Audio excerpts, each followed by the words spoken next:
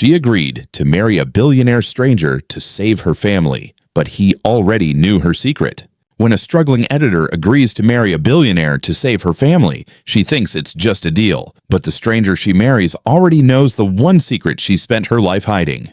Hello everyone! Subscribe now to keep these stories of love loss and redemption alive. Comment your city so we can feel how far our hearts travel. Every click helps another soul believe in love again. Now let's continue with the story. The rain had just started soft and steady against the glass windows of a small diner off Pike Street. Emma Carter sat in the corner booth, her laptop open, but untouched eyes fixed on the gray drizzle outside. For the past 6 months, her family's construction company had been drowning in lawsuits and debt. Her father's health was failing, and the mortgage company had already sent 2 final notices. Seattle used to feel like home. Now it felt like a cage closing in. She ran a hand through her hair, trying to keep her composure as her phone buzzed again.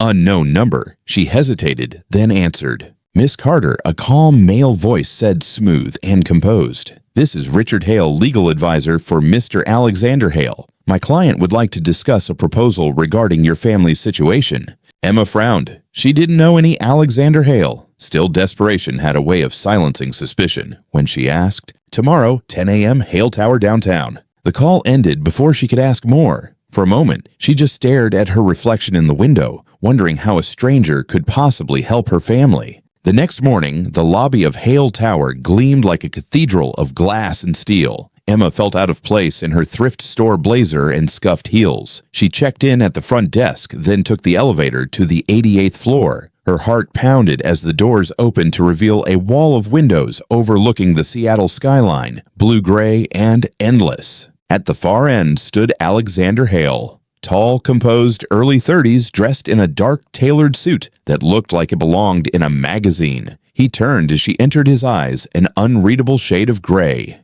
Miss Carter, he greeted, extending a hand. Thank you for coming. His voice was low, deliberate, the kind that made silence follow. Emma shook his hand cautiously. Your assistant said you had a proposal. Alexander gestured for her to sit. Behind him, the city stretched like a painting.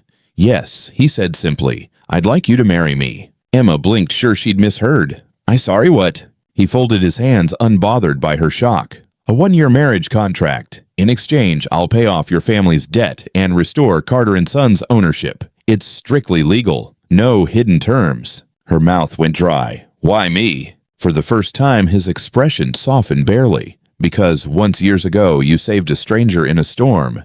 And that stranger never forgot. Emma's breath caught. A flash of memory, a car accident headlights rang a man's faint voice, but it slipped away as quickly as it came. Alexander stood. I'll have my lawyer send the contract. Take a day to think about it. She rose slowly, heart pounding. It sounded insane, unreal, yet as she rode the elevator down, one thought echoed through her mind. Maybe this was the only way to save her family. The wind over Puget Sound was cold that morning, carrying the faint smell of coffee and rain. Emma Carter stood outside Hale Tower again, her hands tight around a folder that held the contract she'd been avoiding all week. She had read every page twice, and still couldn't understand why a billionaire would choose her. When she finally stepped out of the elevator on the 88th floor, Alexander Hale was already there, leaning against the floor-to-ceiling window, a cup of black coffee in hand. He looked calm, almost detached, like the view of the skyline belonged to him, and maybe it did. You came back, he said quietly. I wasn't sure you would. Emma tried to sound steady.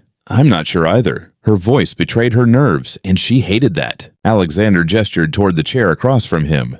Sit. Let's talk before you decide. She sat setting the folder on the glass table. The silence stretched, broken only by the hum of the city below. Finally, she asked the question that had been haunting her. Why me, really? There are hundreds of women who'd say yes without blinking. Alexander studied her for a moment.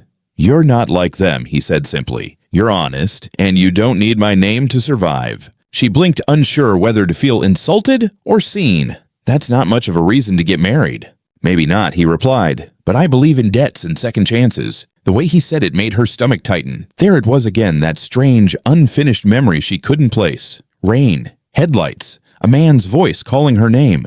He slid a pen across the table. No one's forcing you, Emma. If you walk away now, I'll pretend this meeting never happened. She stared at the document, at her reflection on the glossy surface of the table. It wasn't love. It wasn't even trust. It was survival, hers and her family's. Emma took the pen. Her hand trembled as she signed her name. When she looked up, Alexander's gray eyes softened for the first time. "Welcome to the agreement," he said. And though his tone was calm, there was something unreadable behind his gaze, something that made her heart skip just once before the rain began again outside. The wedding wasn't a ceremony, it was a transaction. No flowers, no vows, no music, just a quick signature in a private office, a nod from the attorney, and a flash of a gold ring sliding onto Emma's hand. When the notary left, the silence was deafening. Emma stared down at the papers, then at the man beside her, Alexander Hale, now her husband on paper. He adjusted his cufflinks like he'd just finished a business deal. "So,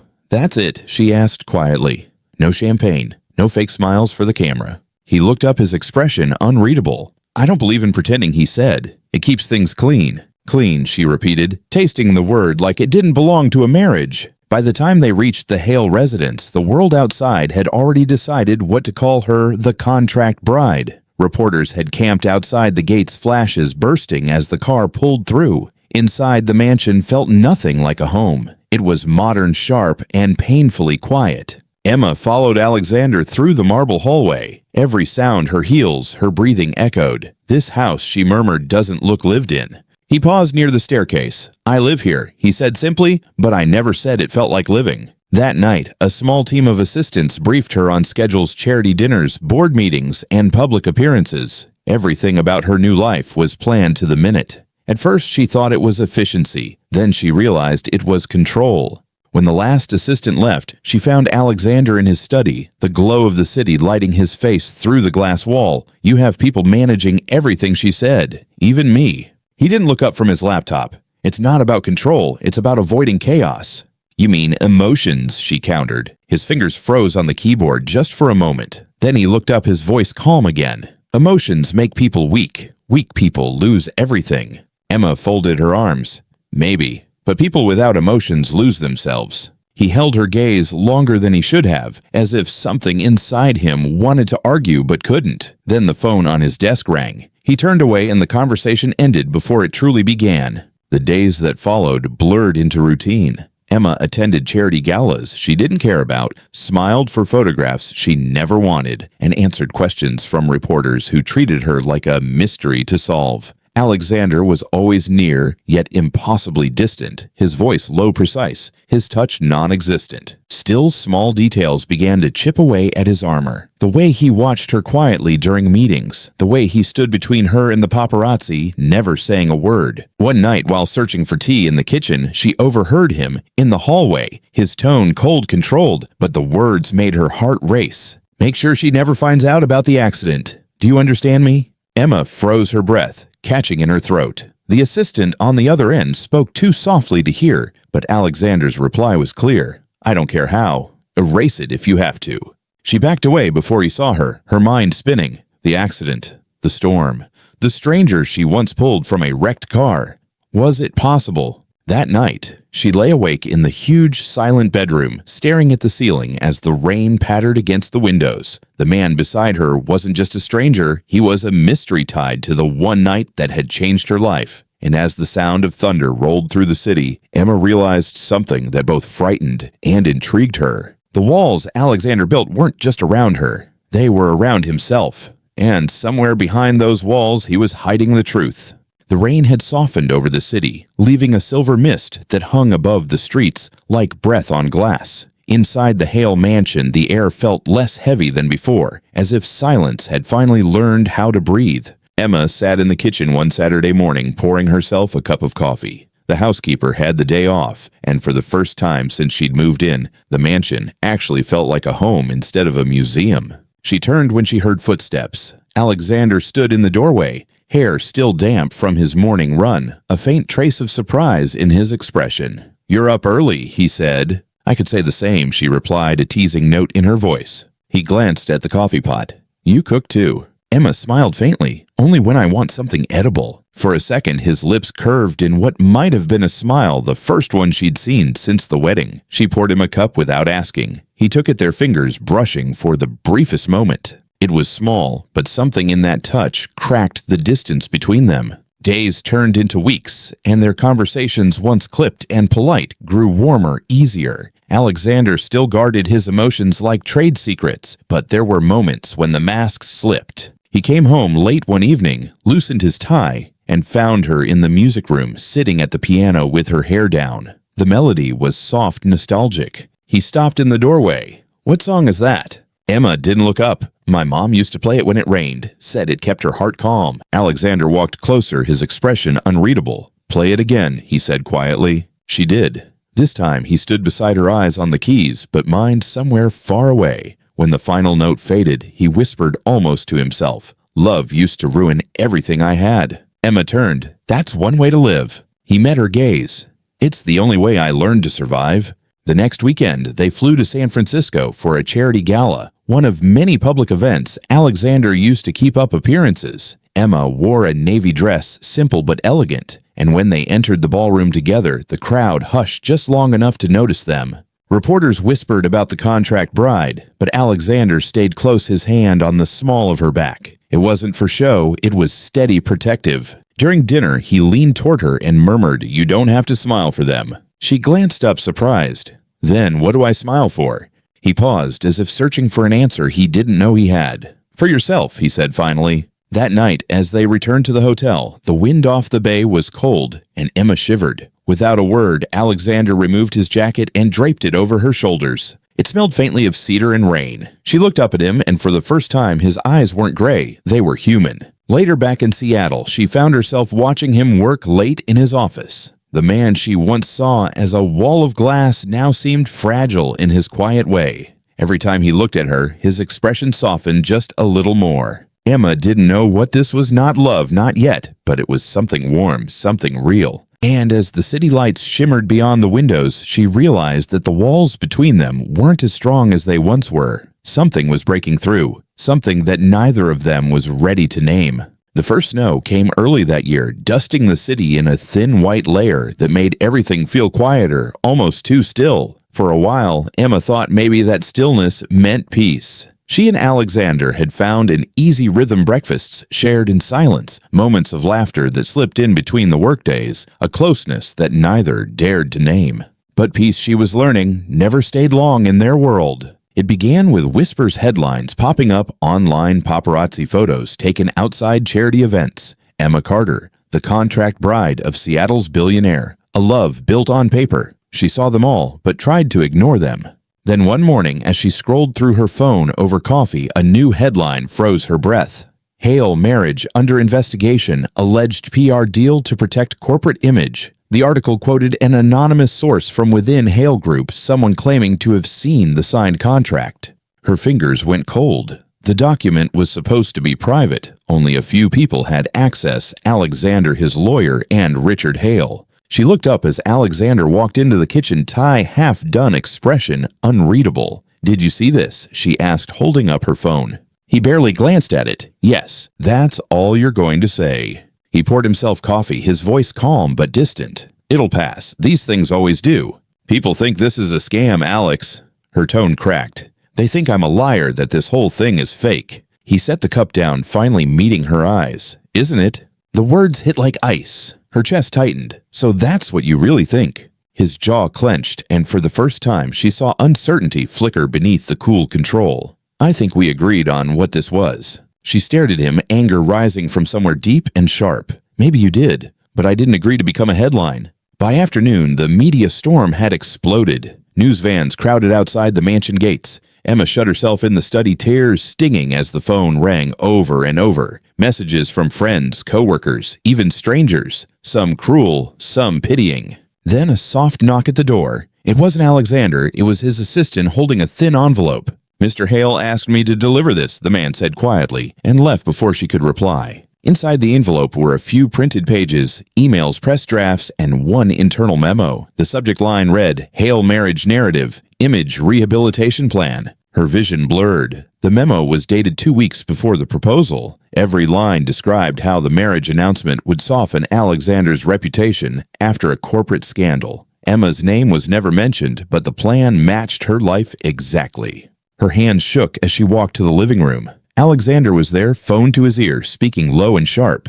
"You used me," she said quietly. He froze, turned slowly. The look on her face said she already knew. "Emma, don't," she whispered. Her voice was soft, but every word landed like glass breaking. "All this time I thought maybe there was something real. But you already had the story written before we even met." "It's not what you think," he said, stepping closer. "There were reasons." "Reasons?" She let out a bitter laugh. "I lost my privacy and my reputation, and now the world thinks I sold myself. You could have told me the truth." He looked down his silence and admission. She shook her head, tears falling freely now. "I don't know what's worse, that you lied, or that I actually started believing you were different." Without another word, she took off the ring, set it on the coffee table, and walked toward the door. "Emma, wait," he called, but she didn't stop. At the threshold, she turned, once her voice trembling. "You once said emotions make people weak. Maybe that's why you're still alone." The door closed behind her, the sound echoing through the marble hallways like thunder. Outside, snow was falling harder, coating her hair in lashes as she stepped into the waiting cab. Through the window, she could see Alexander standing inside, motionless, his face unreadable behind the glass. For the first time, she didn't wonder what he was thinking. She knew. He'd built his life around control, and in trying to keep her from hurting him, he'd destroyed the only thing that could have saved him. As the car pulled away, Emma whispered to herself, her breath fogging the cold glass. Love built on secrets never survives the truth. Spring came early that year. The cherry trees lining the streets of Portland bloomed before the calendar caught up. Emma Carter stood beneath one of them, watching the petals fall like quiet snow, wondering how a season could feel so soft and so uncertain at once. It had been 2 months since she left Seattle. Her life was simpler now. Mornings at the library, evenings at the cafe down the street. The hum of a life that didn't demand perfection. But beneath it all, there was still a space in her chest that hadn't found its rhythm again. Every now and then she'd catch a glimpse of him, not in person, but in the news in the background of some business headline. Hale Group donates millions to children's hospitals. He looked the same, polished, unreadable, but something about his eyes in those photos felt different, calmer, lonelier. One Friday evening, Emma returned home to find a small envelope in her mailbox. No return address, just her name in neat handwriting she knew too well. Inside was a letter. It wasn't long, just a few lines. "There's a charity event this Sunday at the Evergreen Medical Center. You once helped save a stranger's life there. Maybe you should come see what you built without knowing it." No signature, but she didn't need one. Sunday morning, the hospital lobby was filled with soft music and quiet voices. Children in pastel dresses carried paper flowers, and volunteers passed out cookies shaped like hearts. Emma recognized a few faces from the local news, but she wasn't there for them. She almost turned to leave until she saw him. Alexander stood near the stage, hands in his pockets, talking to one of the doctors. He looked tired, but grounded, his suit darker, his expression lighter somehow. When their eyes met across the room, the noise faded. He crossed the distance slowly, as if afraid to break the moment. "Emma," he said quietly, "I didn't think you'd come." "I almost didn't," she admitted. Her voice was steady, but her hands trembled around the strap of her purse. He nodded, his tone softer than she remembered. "I started this foundation in your mother's name, Grace Carter. You said she believed in helping others find their way. Now, that's what we do here." Emma blinked, tears forming before she could stop them. "Why tell me now?" "Because I didn't deserve to," before he said. "I thought I could fix everything with money or control. But the truth is, you were the only thing that ever made me want to be better, and I ruined it trying to make it perfect." The honesty in his voice cut through her anger in a way apologies never could. He took a slow breath. "I don't expect you to forgive me, Emma. I just needed you to see this, to know that what you did that night saving a stranger, it didn't end there. You changed my life twice, once on that bridge, and once when you walked away." Emma looked around the room. Children laughed, nurses smiled, and at the far end, a plaque on the wall read "The Grace Project, founded by Alexander Hale in honor of Grace Carter." Her heart ached, not from pain this time, but from something softer, something like peace. She turned back to him. "You did all this." He shook his head. "We did." The pause that followed was long, filled with words neither of them knew how to say. Then Emma smiled faintly, tears glimmering under the soft hospital lights. Maybe she said we were never meant to fix the past. Maybe we were meant to build something better from it. Alexander's throat tightened. He nodded once his voice barely above a whisper. I'd like to try if you'll let me. And as the spring light spilled through the tall hospital windows, Emma felt something inside her begin to open again, slowly, carefully, like the petals of a cherry blossom after a long winter. The rain had given way to sunlight again, the kind that made the whole city shimmer after months of gray. Emma Carter sat by the window of the small cafe near her library, stirring a cup of coffee she'd already let go cold. Outside, people walked by in pairs, families, friends, strangers holding hands, and for the first time in months, the sight didn't hurt. She had gone to the hospital gala 3 weeks ago. She hadn't expected to hear from Alexander again, but since then he'd written her 3 letters. No promises, no apologies. Just stories. Stories about the kids they'd helped, the letters from patients' families, the nights he spent driving to clinics she'd once mentioned. Each one ended the same way. You taught me that love isn't repayment. It's a choice. Emma kept the letters in her drawer. Some nights she read them twice. Some nights she couldn't bear to open them. That afternoon, she left the cafe to walk along the river. The cherry blossoms were gone, now replaced by fresh green leaves. As she reached the bridge, the same one that reminded her of Seattle, a familiar voice called out behind her. Emma! She turned. Alexander stood there, hands in his pockets, the sunlight cutting through the wind around him. He looked different. The polished armor was gone. He wore a simple gray sweater and jeans, like a man who had finally stopped trying to prove anything. I was in town for a meeting, he said, a faint, almost shy smile on his lips. I thought I might see you here. Emma folded her arms, but there was no anger in her voice. You always seem to find me when I least expect it. Only when I hope it's not too late. They stood in silence for a moment, the sound of the river filling the space between them. Finally, Alexander spoke again, his voice low, steady. I don't have anything left to offer you but honesty. No deals, no contracts, no promises I can't keep. Just me, a man who's been wrong more times than he can count, but who's never stopped wishing he could start over with you. Emma's throat tightened. Part of her still wanted to protect the quiet she'd built, but another part, the part that had never stopped hearing his voice in her dreams, wanted to believe him. She stepped closer, just enough to see the sincerity in his eyes. You hurt me, Alex, and I'm still learning how not to let that define me. I know, his voice cracked slightly, and I'll spend the rest of my life proving that what I feel for you isn't guilt, it's love. For a moment, the world seemed to hold its breath. The wind stilled, the water shimmered, and Emma realized she'd never seen him this way before. Unprotected, human, real. She reached up, touching his face gently, as if making sure he was truly there. Then stop trying to prove it, she whispered. Just live it. Alexander's breath caught. He stepped forward, closing the distance that had lived between them for too long. And there, on the quiet bridge under the soft Oregon sun, they finally let go of the guilt, the fear, the silence. When his hand found hers, it wasn't dramatic. It was steady, sure, like a heartbeat finding its rhythm again. He looked at her, voice trembling with something too deep to hide. Emma, I never knew peace could sound like your name. She smiled, tears catching the light. Then maybe this time don't forget it. As the sun began to set behind the trees, they stood together, not 2 broken people trying to fix the past, but 2 hearts finally brave enough to start again.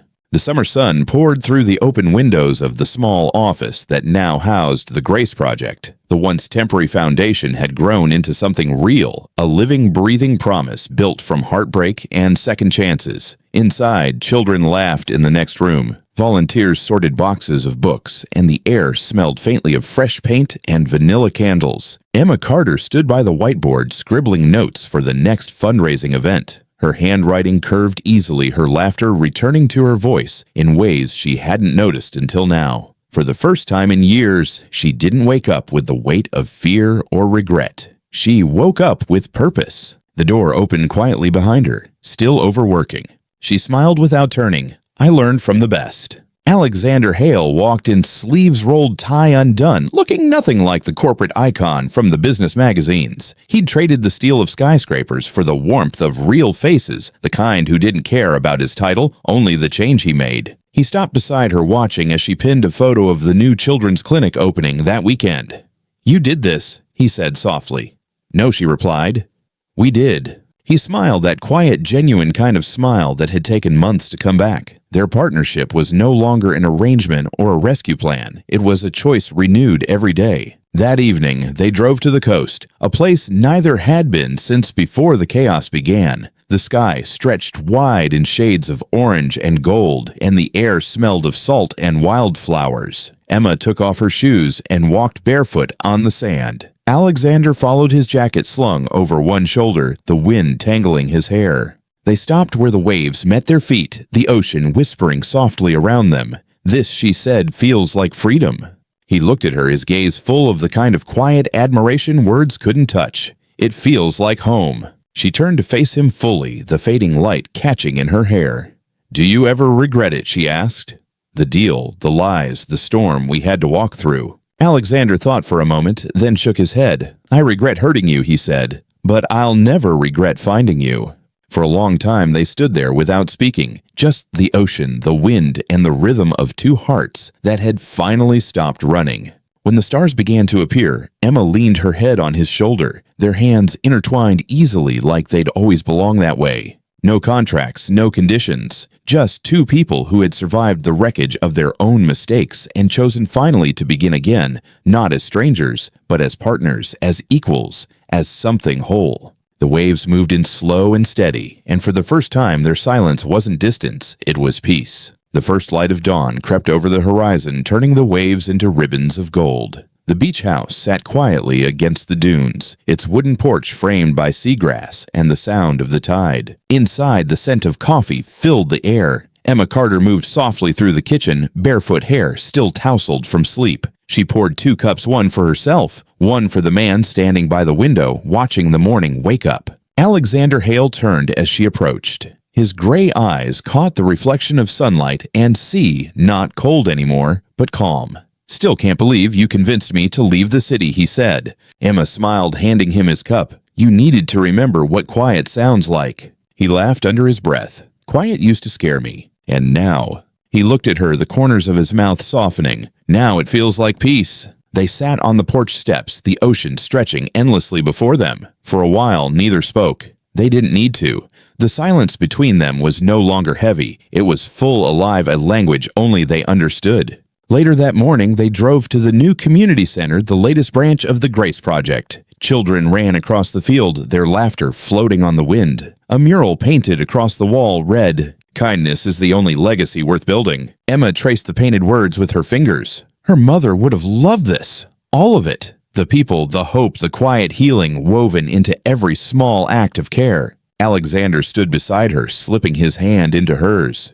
"You gave all this meaning," he said softly. "I just gave it a name." She looked up at him, her voice a whisper, lost in the sound of the wind. "No, Alex, you gave it back its heart." That evening, as the sun sank into the water, Emma and Alexander sat again on the porch, 2 cups of tea between them, steam curling into the cooling air. She glanced over, smiling. "Do you ever think about how far we've come?" He nodded. "Sometimes I think about how close I came to losing everything that mattered." Emma leaned her head on his shoulder. "You didn't lose it. You just had to learn how to see it." The ocean rolled in slow and steady, each wave pulling them deeper into stillness. It wasn't a fairy tale ending, not the kind written in movies or books. It was better. It was real. Alexander turned to her, his voice low, honest. "If I've learned anything," he said, "it's that love isn't about saving someone. It's about becoming someone worth staying for." Emma smiled, eyes glimmering in the soft light. "And you did." The camera of life would fade. Their 2 figures framed by sunset and sea, a love that had survived its own fire and come out gentler on the other side. Narrator's voice warm and reflective. Sometimes the heart doesn't need perfect beginnings or flawless promises. It just needs someone who chooses it again and again, even after the storms have passed. If this story touched your heart, don't forget to subscribe for more stories about love, redemption, and second chances, because somewhere in every ending, a new story is waiting to begin.